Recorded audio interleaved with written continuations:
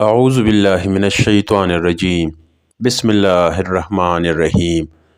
شروع کرتے ہیں اس پیارے دعا سے کہ اے اللہ پاک، جن والدین کی گود اولاد سے خالی ہے ان کی گود کو نیک اور صالح اولاد سے بھر دے، آمین۔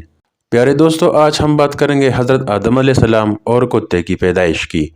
کہا جاتا ہے کہ کتے کی پیدائش آدم علیہ السلام کی پتلے کی مٹی سے کی گئی، جبکہ کچھ روایت میں کہا گیا ہے کہ کتے کی پیدائش حضرت آدم علیہ السلام کی تخلیق کے فوراً بعد ہوئی ہے۔ بلکہ اکثر ہمیں یہ بھی سننے کو ملتا ہے کہ جس گھر میں کتے ہو وہاں رحمت کے فرشتے داخل نہیں ہوتے۔ لیکن ناظرین، کتے کا ذکر مقدس کتاب قرآن پاک میں بھی آیا ہے، اور کہا جاتا ہے کہ دنیا کا واحد جانور جو جنت میں جائے گا وہ کتا ہی ہوگا۔ لہٰذا ان سب باتوں کو مد نظر رکھ کر آج کی اس ویڈیو میں آپ جان پائیں گے کہ کتا کس شکل میں جنت میں داخل ہوگا اور اصحاب کہف کے غار میں کتے کو ہی کیوں بھیجا گیا۔ حضرت آدم علیہ السلام کی تخلیق کے فوراً بعد کتے کو پیدا کرنے کی وجہ کیا بنی تھی؟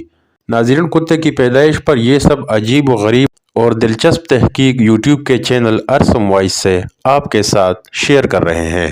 اس ویڈیو میں ہم آپ کو بتائیں گے کہ کتا اور شیطان میں ایسا کیا تعلق ہے جس کے سبب مذہب اسلام کتے کو گھر میں پالنے سے منع کرتا ہے، اور آخر کتا ہی انسان پر کیوں بھونکتا ہے۔ ناظرین، سب سے پہلے تو یہ جان لیجئے کہ جس گھر میں کتا ہو تو اس گھر میں رحمت کا فرشتہ کیوں داخل نہیں ہوتا۔ اس بارے میں حدیث شریف میں ایک واقعہ آتا ہے کہ حضرت میمونہ رضی اللہ عنہا فرماتی ہے کہ ایک مرتبہ حضور پاک صلی اللہ علیہ وآلہ وسلم بیدار ہوئے تو آپ صلی اللہ علیہ وآلہ وسلم بہت غمگین اور پریشان تھے۔ میں نے پوچھا کہ حضور صلی اللہ علیہ وآلہ وسلم کیا بات ہے، آج آپ کی کیفیت بدلی ہے۔ آپ صلی اللہ علیہ وآلہ وسلم نے ارشاد فرمایا کہ جبرائیل علیہ السلام نے رات آنے کا وعدہ کیا تھا مگر وہ اپنے مقررہ وقت پر آئے نہیں۔ حضور صلی اللہ علیہ وآلہ وسلم کو اس سے پریشانی ہوئی کہ جبرائیل امین تو وعدہ خلافی نہیں کر سکتے، تو ان کے نہ آنے کی وجہ کیا ہو سکتی ہے۔ پورا دن اسی طرح گزر گیا۔ پھر آپ صلی اللہ علیہ وسلم کو یاد آیا کہ آپ کے چارپائی کے نیچے ایک کتا بیٹھا تھا۔ آپ نے اس کو اٹھوایا اور اس جگہ کو صاف کر کے وہاں پانی کا چھڑکاؤ کیا گیا۔ اس کے بعد حضرت جبرائیل امین علیہ السلام تشریف لائے تو حضرت محمد صلی اللہ علیہ وآلہ وسلم نے اپنے مقررہ وقت پر نہ آنے کی شکایت کی۔ حضرت جبرائیل علیہ السلام نے عرض کیا، یا رسول اللہ صلی اللہ علیہ وآلہ وسلم، آپ کے چارپائی کے نیچے کتا بیٹھا تھا اور ہم اس گھر میں داخل نہیں ہوتے جس میں کتا یا تصویر ہو۔ بلکہ ایک اور حدیث میں یوں ملتا ہے کہ حضور صلی اللہ علیہ وآلہ وسلم نے ارشاد فرمایا، جو شخص شکار یا ریوڑ کی حفاظت یا کیچی کی حفاظت کے علاوہ کتا پالتا ہے تو اس کے اجر سے ایک قیرات کم کیا جاتا ہے۔ ناظرین، ثابت ہوا کہ فرشتوں کا گھر میں داخل نہ ہونے اور برتن ناپاک کرنے اور دوسرے بہت سی وجوہات پر کتا گھر میں رکھنے سے منع فرمایا گیا ہے۔ ناظرین، ثابت ہوا کہ فرشتوں کا گھر میں داخل نہ ہونے اور برتن ناپاک کرنے اور دوسرے بہت سی وجوہات پر کتا گھر میں رکھنے سے منع کیا گیا ہے۔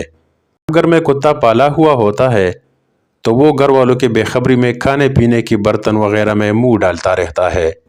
ظاہر ہے گھر والے چونکہ بے خبر ہوتے ہیں، اس لیے وہ ان برتنوں کو دھوئے بغیر ان میں کھاتے پیتے ہیں۔ مذہب اسلام نے صرف 3 صورتوں میں کتا رکھنے کی اجازت دی ہے، یعنی شکار، کھیتی باڑی اور مویشیوں کی حفاظت کے لیے کتا پالا جا سکتا ہے۔ ان کتے کی پیدائش کے بارے میں یہ بھی جان لیجئے کہ مذاہب کی قدیم کتابوں میں لکھا ہے کہ ابلیس یعنی شیطان جن تھا اور اللہ تعالیٰ نے اس کی عبادات کے باعث فرشتوں میں شامل کر لیا تھا اور اسے ان کا سردار بنا دیا تھا۔ اس کے بعد اس کی ریاضت کا سلسلہ جاری رہا۔ اس کائنات کا کوئی ایسا چھپا یا کوئی ایسا ٹکڑا نہیں تھا جس پر ابلیس نے سجدہ نہ کیا ہو۔ یہ ان سجدوں، ان ریاضتوں اور ان عبادات کا نتیجہ تھا۔ اللہ تعالیٰ نے ابلیس کو فرشتوں کا سردار بنا دیا، لیکن پھر شیطان غرور کا شکار ہو گیا۔ اس نے مٹی کے پتلے یعنی حضرت آدم علیہ السلام کو سجدہ کرنے سے انکار کر دیا۔ جب اللہ تعالیٰ نے حضرت آدم علیہ السلام کو مٹی سے بنایا تو سب کو کہا کہ ان کو سجدہ کیا جائے، لیکن ابلیس کے اندر ایک غرور تھا، اس لیے اس نے کہا کہ میں آگ سے بنا ہوں اور یہ مٹی سے بنا ہے، میں اسے کیوں سجدہ کروں۔ اس نے سجدہ کرنے سے انکار کر دیا اور یہاں سے خیر اور شر کی طاقتوں کے درمیان جنگ کا آغاز ہو گیا۔ قدیم صحائف نے لکھا ہے کہ جب شیطان کو حضرت آدم علیہ السلام کو سجدہ کرنے کا حکم دیا گیا تو اس نے آدم علیہ السلام پر حقارت سے تھوک دیا تھا۔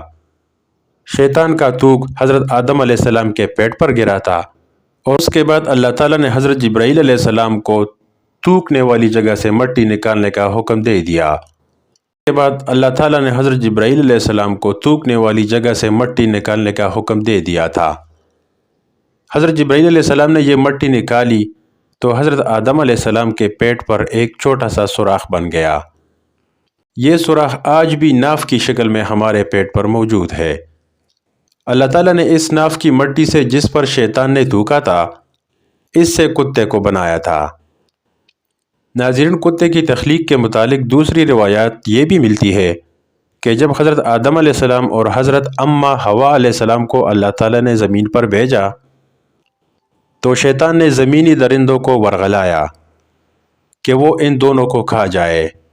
تب اللہ تبارک و تعالیٰ نے کتے کو پیدا کیا جس نے حضرت آدم علیہ السلام اور حضرت اماں حوا علیہ السلام کی ان درندوں سے حفاظت فرمائی۔ یعنی کتے کی پیدائش حضرت آدم علیہ السلام کو زمین پر بھیجنے کے فوراً بعد ہوئی تھی۔ ناظرین، کتے میں 3 خصلتیں ہوتی ہے۔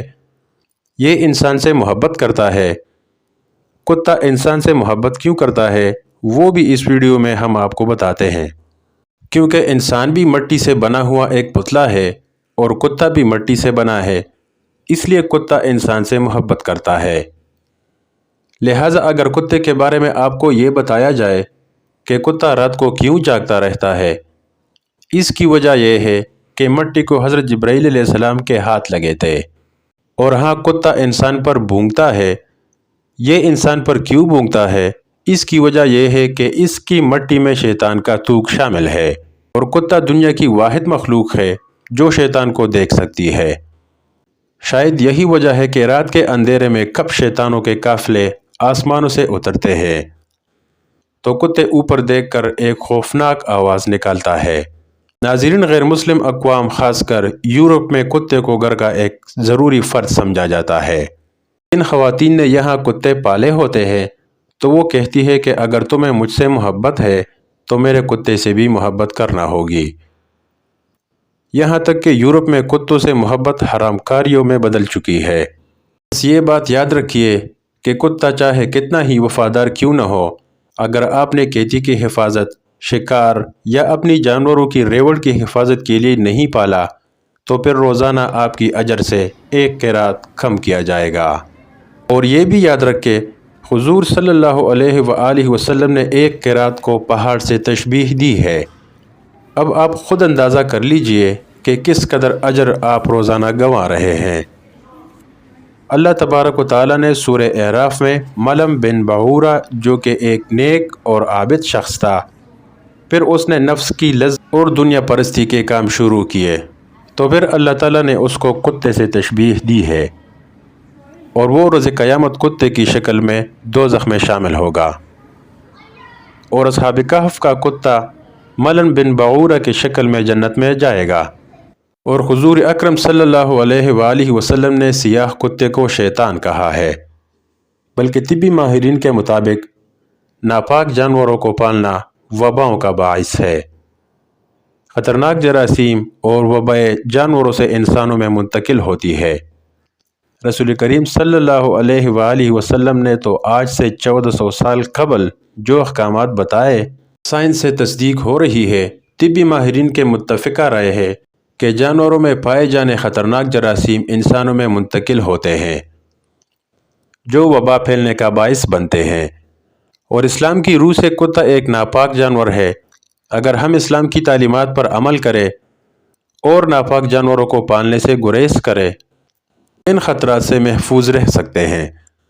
افسوسناک بات یہ ہے کہ آج کتوں، بلیوں اور نجس جانوروں کو پالنے کا فیشن بن چکا ہے، بلکہ پالتو جانوروں کو سٹیٹس سمبل سمجھا جاتا ہے۔ ناظرین، اسلام نے ہم مسلمانوں کو حکم دیا ہے کہ جس برتن میں کتا منہ ڈال دے اسے پاک کرنے کے لیے 7 مرتبہ دھویا جائے۔ ایک روایت میں 8ویں بار مٹی سے پاک کرنے کے الفاظ بھی ملتے ہیں۔ آج کی سائنس بتاتی ہے کہ کتے میں انتہائی خطرناک جراثیم پائے جاتے ہیں جو برتن کو بار بار دھونے سے ہی ختم ہو سکتے ہیں۔ اب آپ اندازہ لگائیں، اسلام نے یہی بات آج سے 1400 سال پہلے بتا دی جب سائنس کا وجود تک نہ تھا۔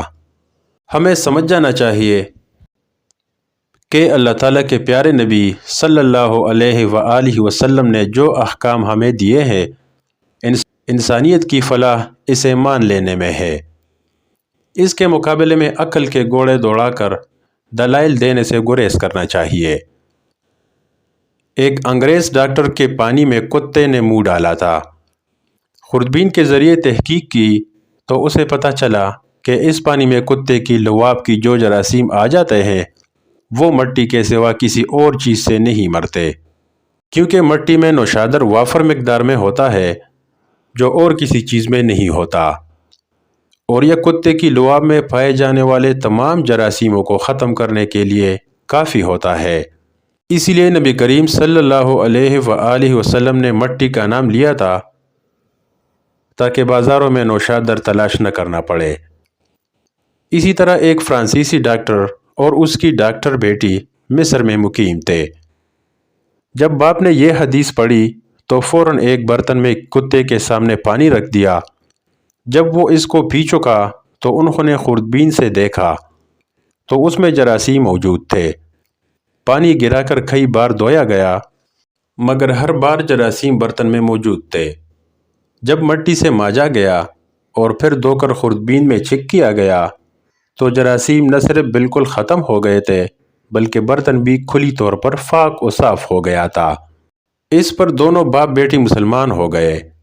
ناظرین، قرآن پاک میں اصحاب کہف کا تذکرہ ملتا ہے۔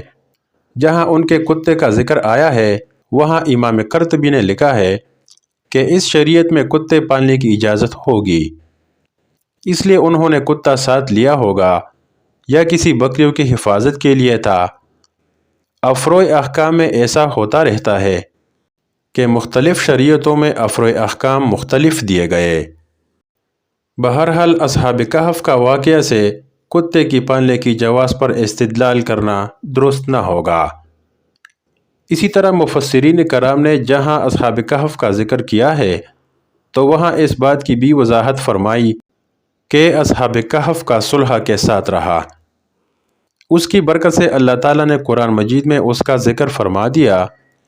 یہ اس کتے کی جزوی فضیلت تھی جو اصحاب کہف کے کتے سے مطلقاً کتے کی فضیلت پر استدلال کرنا درست نہیں۔ ناظرین، یہاں قابل غور بات یہ ہے کہ اللہ تعالیٰ اور اس کے رسول کریم صلی اللہ علیہ وآلہ وسلم نے انسانوں کے لیے جو احکام بنائے ہیں وہ ہر لحاظ سے انسانوں کے لیے مفید ہے۔ ایک مسلمان کے لیے یہ بات کافی ہونی چاہیے کہ اللہ تعالیٰ نے اس کام سے روکنے کا حکم دیا ہے، کیونکہ ایک مومن کی شان یہ ہے کہ اللہ تعالیٰ کے نبی نے جس کام کو کرنے کا حکم دیا ہے وہ کرے اور جس کام سے منع کیا ہے اس سے رک جائے۔ اس کا نام اطاعت ہے اور اس سے اعراف نافرمانی کہلاتا ہے۔ اگر ہم عقل اور محض شوق کی بنیاد پر وہ کام کرنا شروع کریں گے جس سے منع کیا گیا ہے تو اس کا نتیجہ سوائے نقصان کے کچھ نہ ہوگا۔ اللہ تعالیٰ سے دعا ہے کہ اللہ تعالیٰ ہمیں نبی کریم صلی اللہ علیہ وآلہ وسلم کے بتائے ہوئے طریقے کے مطابق زندگی گزارنے کی توفیق عطا فرمائے، اور اللہ تعالیٰ ہمیں پاک صاف رہنے والا بنائے، اور اللہ تعالیٰ ہمیں ناپاک اور گندگی سے محفوظ رکھے۔ آمین یا رب العالمین۔